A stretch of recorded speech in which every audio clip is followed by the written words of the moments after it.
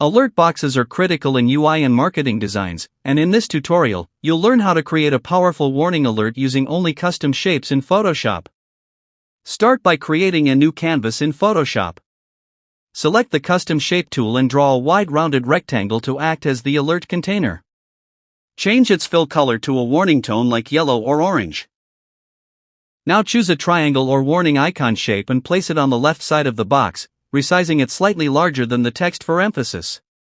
Add alert text next to the icon using the Type tool, keeping the message short and clear. To make the alert pop, duplicate the container shape, place it behind, darken its color, and offset it slightly. Apply a subtle drop shadow to the top layer, then zoom out and preview. The alert box now looks strong, clear, and attention